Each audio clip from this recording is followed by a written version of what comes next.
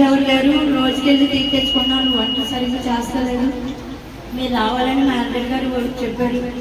ఆ మేనేజర్తో కూడా మాట్లాడిన మా అల్లుడి గారు హైదరాబాద్ నుంచి కార్ వేసుకొచ్చారు. కార్ వేసుకొచ్చిన తర్వాత నేను మొన్న పోయిన వారం ఈ శుక్రవారం పోయిన శుక్రవారం వెళ్ళానండి మరి హైదరాబాద్.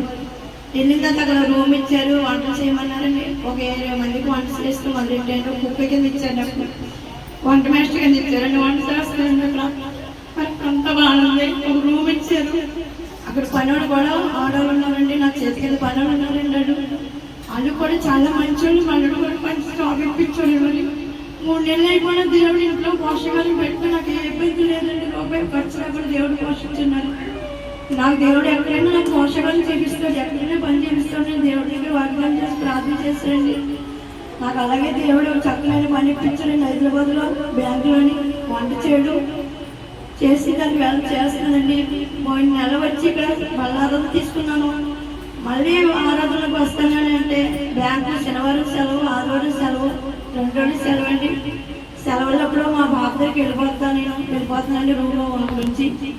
మళ్ళీ ఉదయం వచ్చి వంట చేస్తానండి. మళ్ళీ నాతో పాటు 2 ఆడవాళ్ళు ఇంట్లో పనులు చేస్తారు, కూరగాయలకు వస్తారండి. వాళ్ళ దగ్గర నేను ప్రార్థన చేస్తుంటే నా దగ్గరికి వచ్చి వాళ్ళు కూడా ప్రార్థన చేయడం మొదలెట్టారండి. అంటే మేము ఎన్నో బాధలు, ఎన్నో సమస్యలు ఉన్నామండి. మా భర్తలు బాగోక, మా బిడ్డల బతుకులు బాగోకున్నాం. మీ దగ్గరికి వచ్చే మనశ్శాంతి ఉందని నాకు వచ్చిన నెల మేము కూడా రాయమండి వస్తామండి, మీకు చర్చ చూపించండి అని అన్నారండి. ఆ వస్తాను కూడా, 6 వస్తాను కూడా మీరు ప్రార్థన చేయండి. నాకు అక్కడికి వెళ్ళిందో చాలా బాగుంది. మరి 12,000 ఇస్తారండి నెలకి. ఉత్తు ఓళ్ళు వంటకి, రూమ్ అంత లేదు, ఏమీ లేదండి, రూపాయి ఖర్చు లేదు నాకు. 12,000 ఇస్తే 2,000 మా పిల్లకి తీస్తున్నారండి, 10,000 అమౌంట్ ఇస్తానన్నారండి. మరి మీరు అందరూ కలిపి ఇంకా ప్రార్థన చేయాలని, నేను ఇంకా పాలు పంచుకోవాలని అనుకున్నానండి. సన్నిసాక్షిగా దేవుడు జీవించారు.